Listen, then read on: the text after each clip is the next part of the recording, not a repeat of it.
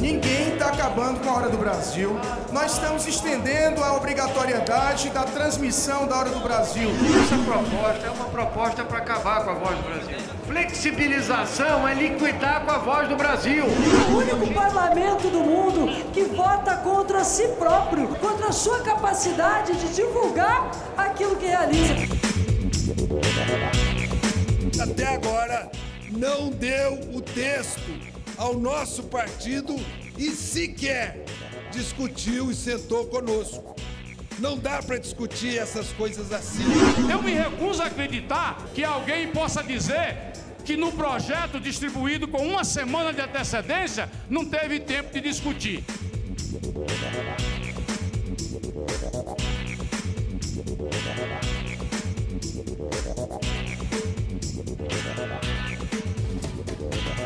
Depois de tentativas de obstrução por parte de alguns partidos, o plenário aprovou a flexibilização do horário da Voz do Brasil nas emissoras de rádio comerciais.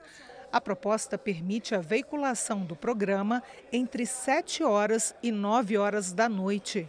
As rádios educativas continuam obrigadas a transmitir às 7 horas da noite. Quantos parlamentares ocupam essa tribuna pedindo que a sua posição repercuta na Voz do Brasil? Esse é o único parlamento do mundo que vota contra si próprio, contra as suas prerrogativas, contra a sua capacidade de divulgar aquilo que realiza. Muitos parlamentares realizam aquilo que fazem, está na Voz do Brasil. Portanto, senhores e senhoras, o PT está obstruindo porque nós somos contra essa mudança na Voz do Brasil, que é um programa que tem desde a década de 30, é um dos mais longevos do mundo. Ninguém está acabando com a Hora do Brasil. Nós estamos estendendo a obrigatoriedade da transmissão da Hora do Brasil para as rádios comunitárias, 2.407 municípios do interior do nosso país. Só tem rádios comunitárias e educativas. Todas as emissoras que flexibilizarem o horário entre 19 e 22 horas, ou seja, num prazo de 3 horas, tem que passar o programa da Hora do Brasil, não pode começar às 22 e até às 23, como o Senado está propondo. Então isso nós estamos apenas aperfeiçoando a transmissão. Essa proposta é uma proposta para acabar com a Voz do Brasil. Vamos esclarecer as coisas aqui, vamos parar de cinismo e hipocrisia. Flexibilização é liquidar com a Voz do Brasil. Ou seja, tem uma grade, o sujeito está no carro, ou está em casa, ou lá no campo, vendo. Aí para 7 horas, aí entra uma outra rádio passando outra coisa. O problema é o seguinte, isso aqui é o projeto da ABERT, é o projeto da Associação das Rádios e TVs, da grande comunicação, da mídia, do poder econômico, do patronato midiático. O Democratas ouviu muito as suas bases, os eleitores, os ouvintes da Hora do Brasil. Entende que é importante nós flexibilizarmos este momento que o povo brasileiro tem ciência dos andamentos da nossa Casa, do Senado Federal e Judiciário brasileiro. Portanto, o Democratas orienta sim ao substitutivo que veio do Senado. Deputados favoráveis à proposta lembraram que a Justiça vem concedendo decisões liminares que já flexibilizam o horário de exibição da Voz do Brasil. As rádios que conseguiram decisão favorável do Judiciário alegam que no horário das 7 horas da noite querem oferecer informações de utilidade pública. Estima-se que no Brasil nós tenhamos 3.000 liminares autorizando as rádios de todo o Brasil a transmitirem a Hora do Brasil em horário diverso das 7 às 8 horas. Tem gente transmitindo das 11 à meia-noite, tem gente transmitindo depois da meia-noite. Isso significa que a Voz do Brasil não tem o eco que deveria ter amparado na lei. O que nós estamos fazendo aqui hoje é definindo isso. A Hora do Brasil pode ser transmitida das 7 às 8, das 8 às 9 e das 9 às 10 no máximo. São 3 horários unicamente. Nós vamos acabar e derrubar todas as liminares que estão pelo país. No mínimo, essa decisão teria que passar por um plebiscito para que a população dissesse o que pretende e o que quer da nossa parte. É através da Voz do Brasil que os cidadãos acompanham o trabalho dos seus representantes nessa casa e têm acesso às informações importantes da vida do nosso país. Nós não estamos extinguindo a Voz do Brasil, não estamos acabando, nós estamos flexibilizando.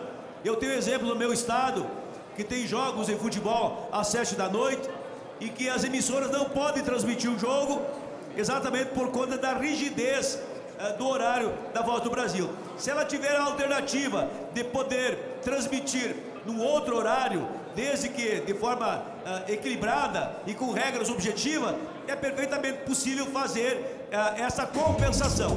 A televisão tem grade, tem horário, tem a novela das 7, a novela das 8, tem o Jornal Nacional, que começa às 8h30, tem o Boechat, que começa às 6h30, 7 horas. Agora, se sair desse horário, perde a audiência. Por uma simples razão, porque as pessoas estão acostumadas a ligar o seu aparelho naquela estação, naquele horário. Assim é a Voz do Brasil. A Voz do Brasil está na grade das estações de rádio para entrar no ar às 19 horas. Se sair daí, vai perder a audiência e vai desaparecer com o tempo. A versão da Câmara que flexibiliza a transmissão da Voz do Brasil, começando no máximo às 9 da noite, segue para a sanção do presidente da República.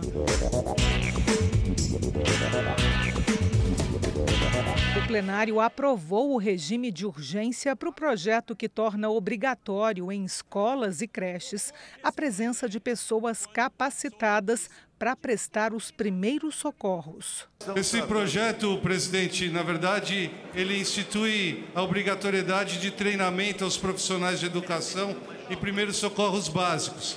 Isso acontece porque a Alessandra, que está aqui no plenário, perdeu o filho no final do ano passado, engasgado. 810 crianças morrem por ano, em média, engasgadas em escolas ou atividades escolares. Então, esses primeiros socorros poderiam estar salvando a vida dessas crianças. Um projeto simples e que eu acho que não deve ter ninguém contrário ao projeto. Não constitua uma obrigação aos professores e professoras, mas ao sistema educacional de ter dentro da escola a pessoa habilitada.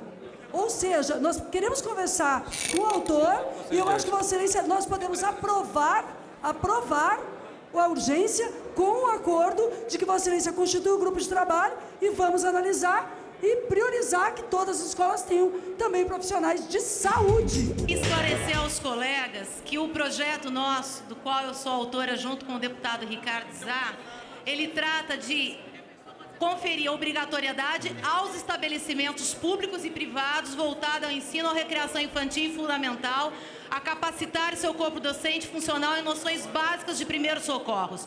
Como professora, como mãe, como cidadã, o que nós queremos garantir a esses profissionais é o mínimo de conhecimento necessário para poder, numa situação dessa, como aconteceu com o menino Lucas, a gente ter um meio de ter um resultado diferente. Isso exige conhecimento. Ao invés de obrigatoriedade de um profissional da área de saúde na escola, o que levaria em conta mais um sacrifício para o amplo conjunto de prefeitos em todo o país, de prefeitas, agora o viés é do treinamento. Ótimo que assim o seja, porque essa casa muitas vezes oferece somente despesa, mais despesa para os municípios, mas não aponta as fontes aonde o município possa enfrentar isso.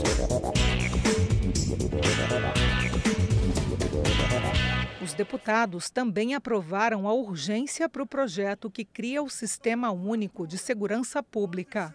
Com a tramitação em urgência, os prazos para análise ficam mais curtos e a proposta pode seguir para apreciação direta no plenário, sem votação nas comissões. Nós estamos acompanhando nesta noite, o Brasil acompanhando a votação desse projeto que cria o Sistema Único de Segurança Pública. A pauta mais importante do país, segurança pública. E qual é a manifestação do PT no painel? Obstrução a uma urgência de um projeto que a população brasileira trata como mais importante, segurança pública. Então é importante que o Brasil acompanhe Qual partido e obstrução contrário ao projeto de segurança pública, enquanto vão à tribuna para defender um criminoso condenado em segunda instância, votam contra a sociedade, contra a segurança pública. Nós temos que ter uma coordenação nacional de segurança pública, exigir dos estados que diminuam os homicídios, exigir dos estados que diminuam a letalidade policial, exigir dos estados que façam prevenção, ter a condição de monitorar resultados. Não dá para fazer um sistema carcerário como São Paulo fez e exportou para o Brasil, que é uma oficina do crime, o escritório central de planejamento do crime no Brasil são as penitenciárias, e que foi o grande exemplo do PSDB de São Paulo. É por isso que nós estamos pedindo ao senhor relator, que, aliás, senhor relator, não discutiu conosco. Ontem, na reunião do Grupo de Trabalho sobre Segurança Pública, o relator não pôde ir. Pediu, inclusive, que eu coordenasse a reunião e coordenei a reunião, mas até agora não deu o texto ao nosso partido e sequer discutiu e sentou conosco. Não dá para discutir essas coisas assim. O Brasil precisa dessa integração dos órgãos policiais, que hoje parece uma torre de Babel. Eu me recuso a acreditar que alguém possa se posicionar contra um sistema que vai dar maior celeridade, que vai fazer com que a Polícia Federal converse com a Polícia Civil, que a Polícia Militar tenha acesso às informações. Eu me recuso a acreditar que alguém possa dizer que no projeto distribuído com uma semana de antecedência não teve tempo de discutir. Não apresentou sugestão quem não quis apresentar. Agora, é óbvio que eu espero que o presidente da Casa vote a urgência, sabemos que vamos aprovar a urgência, e a semana que vem, com choro ou sem choro, nós vamos aprovar o projeto. Se o PT quiser apresentar as sugestões, ótimo. Se não quiser, fique nesse discurso que não vai levar a lugar nenhum. Vai só mostrar que faz uma oposição burra ao país. Eu quero encarecer a todos os parlamentares essa questão do SUSP. Ela é tão óbvia que 30 anos depois da Constituição nós não fizemos, que é justamente dar a sistematização e o suporte, tentar se estabelecer no regramento federal o Sistema Único de Segurança Pública com currículos similares nos estados, integração de esforços. O deputado Fraga, presidente da Frente Parlamentar, tem feito um esforço danado em relação a isso e nós comungamos desse propósito. Se nós não tivermos as linhas mestras para a segurança, não vai se edificar nada de segurança no Brasil. E a Câmara dos Deputados escolheu, por meio do voto, os nomes do deputado José Carlos Aleluia, do DEM da Bahia, e do ex-ministro da Justiça, Eugênio de Aragão, para fazerem parte do Conselho da República. O Conselho é um órgão de consulta do presidente da República e pode decidir sobre questões importantes para a estabilidade das instituições, como a intervenção federal no estado do Rio de Janeiro. O Ministério da Educação, que ao anunciar 1 bilhão de investimentos para abrir 190 mil vagas na nova Política Nacional de Formações de Professores da Educação Básica, o governo praticamente extinguiu o maior programa de formação de professores da Amazônia no estado do Pará, em especial o Plano Nacional de Formação de Professores, o PAFOR, deixando de fora investimentos de professores em toda a região amazônica. Temas de interesse nacional, debates em plenário, a reação e propostas dos deputados, fatos e opiniões. Nós já reconhecemos até a periculosidade do mototaxista. E, no entanto, os policiais, em especial o policial militar, até hoje essa casa não reconheceu a periculosidade de um policial. É inacreditável o que ocorre no Brasil. Então nós estamos lutando realmente para que possa ser estendido esse direito do pagamento da gratificação de insalubridade e periculosidade.